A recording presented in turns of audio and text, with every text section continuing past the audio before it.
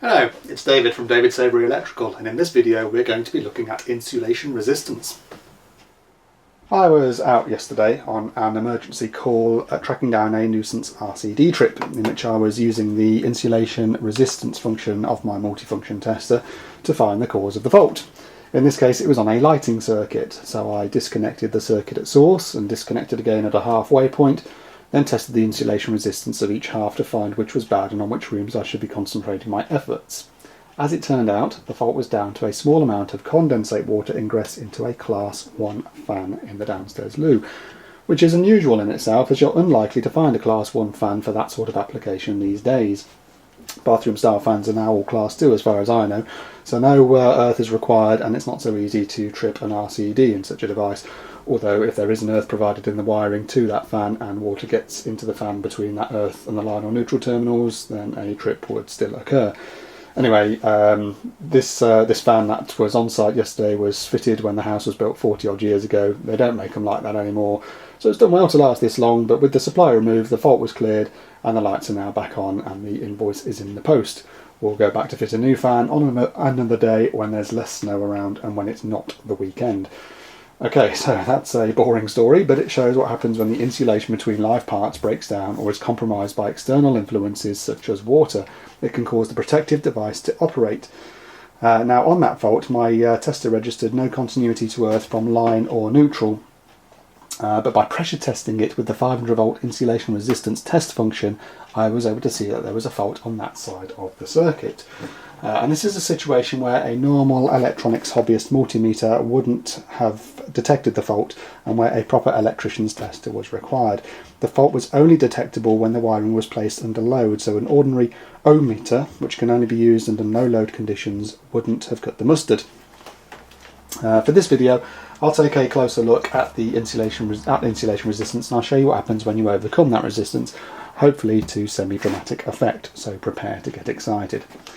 Now when we talk about insulation we're referring most of the time to the plastic covering over the conductors, which in the case of this 6242Y twin and earth cable is the brown and blue PVC surrounding the copper cores.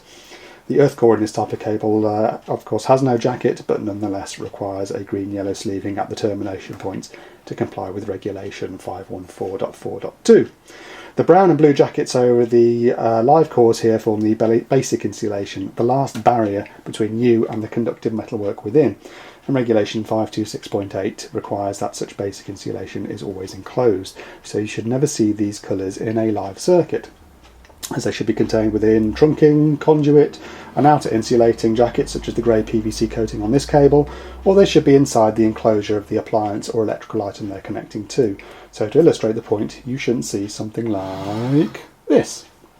Now I see this all the time on downlights on DIY installations or installations by cowboy installers where the outer jacket of the cable is not taken into the termination enclosure on the light fitting itself, and instead the basic insulation is not only exposed but is being crushed by the cord grip. The outer insulation is what's supposed to be in the cord grip, taking any strain, and what the cord grip is doing here is crushing and damaging that colourful inner basic insulation, and if the basic insulation is damaged then live metalwork starts to peep through, and that's where electricity can jump between cores, causing a tripping issue or even an electrical fire. In the case of this particular downlight, we can test to see if the insulation resistance has been compromised by its improper termination by putting it under some pressure, and we do that by applying a little electromotive force, or EMF. My metal tester, which I briefly looked at in another video, is currently set to push 500 volts DC into these wires. Now we need to be a little careful where we throw around that kind of voltage, as we don't want to damage any sensitive electronics that may be present on the circuit. So out on site we'd remove lamps, unplug appliances, disconnect or wire out electronic dimmers, USB sockets, fuse connection units or whatever else. Or we'd connect the line and neutral together so that there's no potential difference between them, and test them both with respect to earth. But here we just have a plain old GU10 downlight can with no lamp, so there's no danger of us causing any damage by sticking 500 volts into this thing. This tester does support other voltages other than 500 volts, as most testers do, so I could go down for example to 250 volts, which I'd use if there were surge protectors present on the circuit, or if I was concerned about there still being a load present, or if I was testing self wiring, such as when you have something like this bad boy.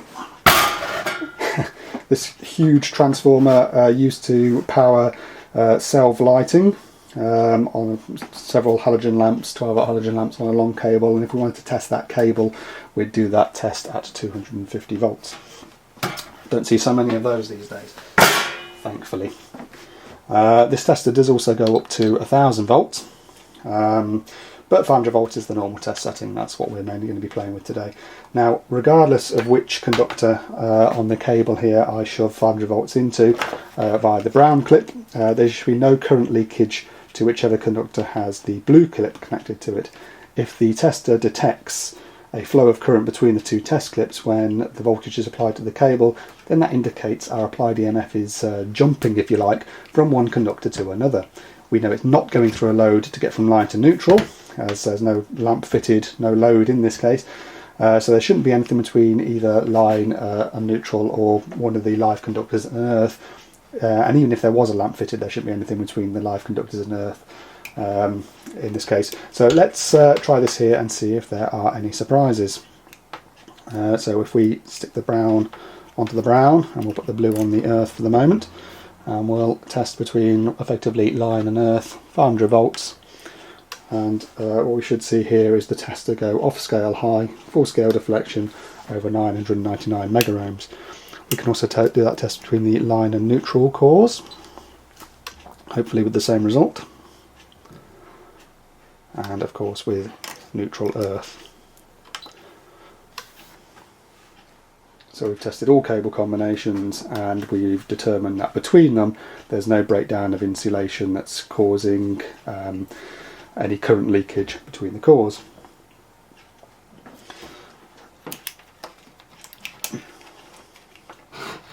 Now if we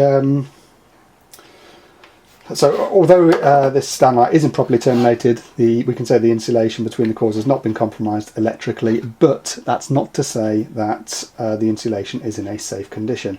And if I turn this lamp over, we can see that there's actually damage to both the brown and blue basic insulation. Both are compromised and both are showing live copper there. So although it passes an insulation resistance test, it's still a shock risk to someone if they happen to attempt to remove this downlight from the ceiling while the power is being applied. This is why you should never rely on a single layer of insulation, and why the grey outer jacket should be entering the core grip, as that jacket gives you a second insulation layer up to the core grip, while the connection enclosure provides a second layer of insulation after it. There must always be a second layer of insulation in case one layer fails. You should never be relying on basic insulation. And you can see on the output side of the enclosure as well that the manufacturer has also double insulated the wires going out from the connection enclosure and into the lamp holder. So if you see an electrician terminating downlights like this in your house, then tell them to pack up and piss off. And I'm not even joking. Someone who can't get such basics right as this isn't the person you want working on your wiring. Now going back to the downlight, the damage to the brown and blue insulation here may well have exposed live copper. But despite applying an EMF of 500 volts to those cores, the tester didn't register a problem, and that's because the electrical potential had no way to jump over from the brown to the blue, even with these holes in the insulation. And that's because the air around them is itself an insulator, and 500 volts DC is not enough to jump that air gap. Even if we crank the tester up to 1000 volts and apply that voltage to the brown core, it's still not enough to jump through this sort of, almost 10mm gap between the two exposed cores, as the resistance of the air in that gap is too high for a voltage of that size to break it down. Okay, what I'm going to do next is I'm going to compromise the insulation of this cable. I'm going to do that by putting a knife across all three cores here, which is a common enough sight where you see people who working on electrics who don't know how to strip cables properly and use a knife when they shouldn't. I don't know how well you can see that, but what I've done there is I've put a cut across both layers of insulation, if the camera will focus, and you can see shining through the middle there the copper of the three cores inside. Now, despite that damage, if we do an electrical insulation resistance test of 500 volts on this damaged cable, it will still pass, and that's because electrically the cores are not in contact. There is still insulation material between them. The only thing that's now touching the cores, the common medium that's touching the cores, is air, and of course air is itself an insulator to a certain extent. We'll look at that a little bit more later, but if I do an insulation resistance test between either the blue and earth or the brown and earth, we're going off scale high. And in fact, if I do a no load resistance test, just a normal ohmmeter test, again we're off scale high at over 1999 ohms. However, if I introduce a bit of water into here, hopefully we've now compromised that a little bit. So if I switch it to insulation, and what I'm going to do actually, because there is a chance, in fact I'm going to bang that up to 1000 volts, and I'm going to turn the lights off, because hopefully we might even get to see a little bit of a spark in here. Oh, did you see that? I don't know if the camera caught that, but there was a nice little zap across the cores there with that 1000 volts. The tester got as high as 950 volts before the thing arced over and brought the voltage right back down again. And we can see that we've now got a much lower resistance reading of 5.02 mega ohms. Now, again, the wiring regulations list 1 mega ohm as an absolute minimum, although anything under 2 you should be investigating. So let's just fire that through again, see if we can't. There you go. You can, again, I don't know if the camera's picking that up, but we only got as high as 46 volts that time, so I guess the water is settling down into there and really sort of compromising that insulation. I won't find out if the camera caught the arcing until I play this back, so apologies if you didn't see it, but it was there. And as that water settles in, our results are getting worse and worse. In fact, if we try just a normal straight resistance test, we can see that it does actually pass that. So again, under no load conditions, if you were just armed with an ohmmeter, you wouldn't actually pick up that there was a fault between them. There's still no actual connectivity under no load conditions, no continuity under no load conditions between the cores there. It's only when you apply a bit of pressure by pumping, well, in this case a kilovolt, but a lower voltage, 500 volts, would likely have done it. In fact, let's just verify that. Go down to 500 volts, and yes, we are seeing a failure, 0.02. If we were to really soak that break, hopefully we will now get a reading on a straight ohmmeter setting. There we go, 677 ohms. So we've actually brought it now down to a point where the water in that cut is compromising the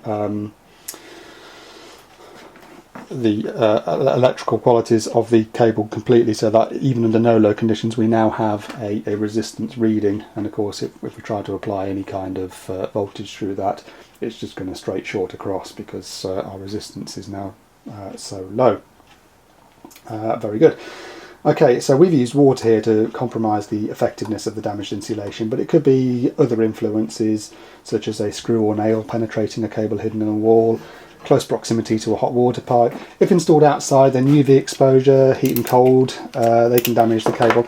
Incidentally, this type of cable can often be found powering things such as outside lights, but 6242Y twin and earth shouldn't be used outdoors, as the elements will weaken the plastic and heat-cold exposure can fracture the solid cores. A stranded cable that is stated to be weatherproof should be used externally, such as 3183P Ponflex, 3183Y Arctic Flex, SWA, High Tough, etc. I'm sure there will be people who will say twin and earth is fine outdoors, it's UV rated, blah blah blah. I disagree, and people have paid me in the past to resolve tripping issues or malfunctions which were a direct result of twin and earth failing when used outdoors. but you don't have to listen to me. What do I know? I'm just the guy who makes a living from fixing these things.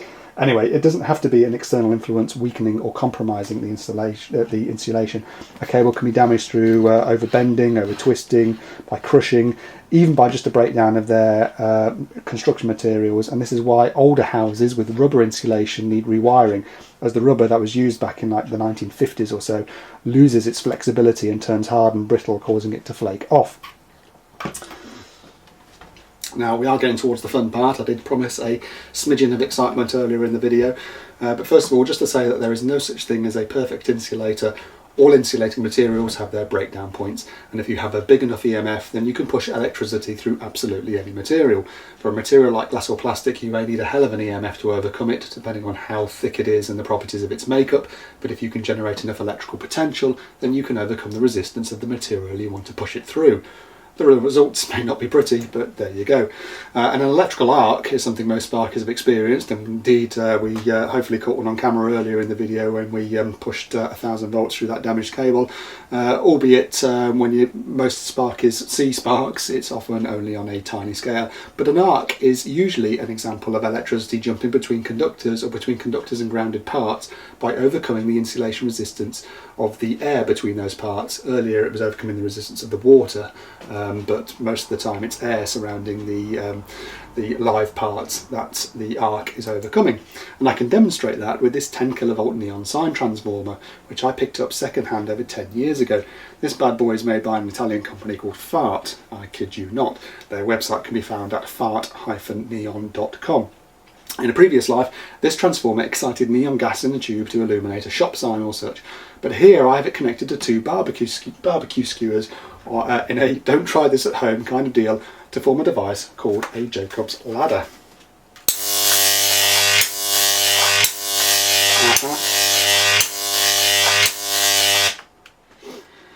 With the cover removed, we can see it's admittedly a little crude on the underside here. I knocked this up while hungover one Sunday over 10 years ago. But what we have here are two metal barbecue skewers which are acting as electrodes. They're not electrically connected to each other, but are separated at the bottom by this plastic block. And there's an air gap of about 6mm or so at the narrowest point between the two electrodes.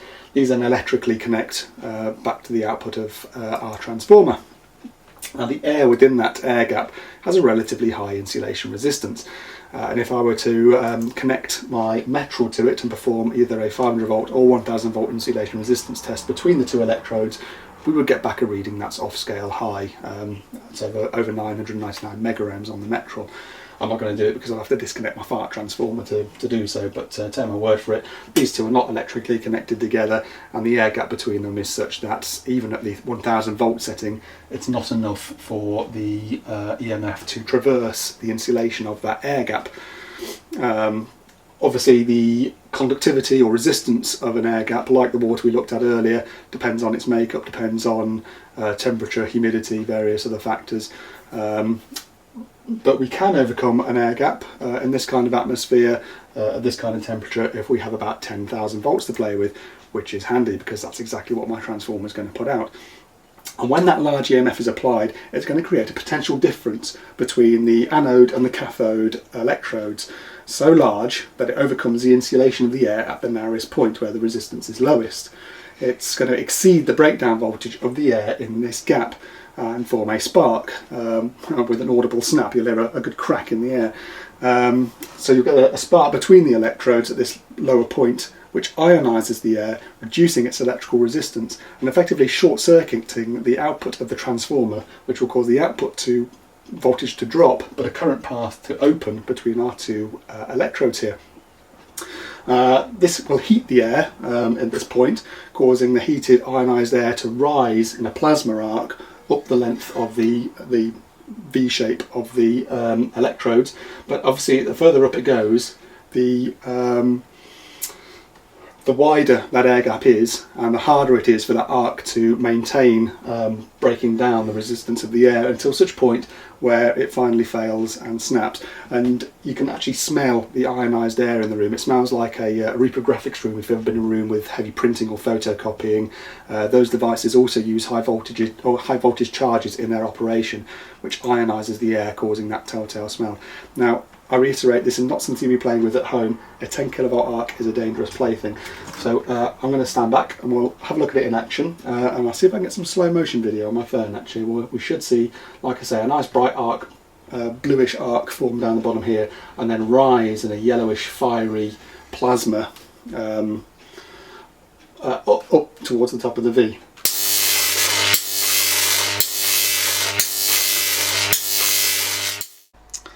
Here's some footage taken from my mobile phone with its slow motion mode. You can see better the spark forming at the bottom. There's a flash of blue light at the very bottom of the V as that initial spark overcomes the insulation resistance of the air, shorting out the electrical path between the two electrodes before it superheats the air into the gas plasma arc that we're seeing rising up the length of the V shape there to a point where it can no longer maintain that air gap and it breaks. The slow motion shows the beauty of the thing, but of course it is incredibly dangerous, and again not something that you want to be toying with. Only a fool would do something like this. And of course this is effectively the same stuff that lightning is made out of, and you wouldn't ordinarily want maths indoors either. Of course lightning itself comes from opposite charges in the atmosphere, breaking down the resistance of the surrounding air for a plasma arc to form, either within the clouds or between a positively charged cloud and ground. On the subject of the air insulation resistance and air gaps, that's also of course why pylon cables are spaced as they are. If the high voltage overhead cables were too closely spaced, then an arc could form between two cables of a different potential, especially when atmospheric conditions such as high humidity would naturally lower the resistance of the air gap between those cables. One last thing, just for the fun of it, we've seen how the flame of this thing, the arc, is a kind of almost a white colour. Now if I take some ordinary salt and coat, or try to coat the electrodes with it with a bit of water,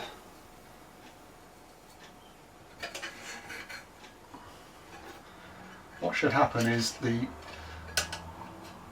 burning salt, and the salt reaching a nice hot temperature, should actually turn the colour of the arc orange, just like you'd see in a sodium street lamp. It's the same sort of thing. It's the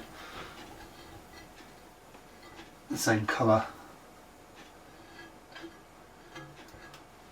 Let's see if that's enough, shall we? See that?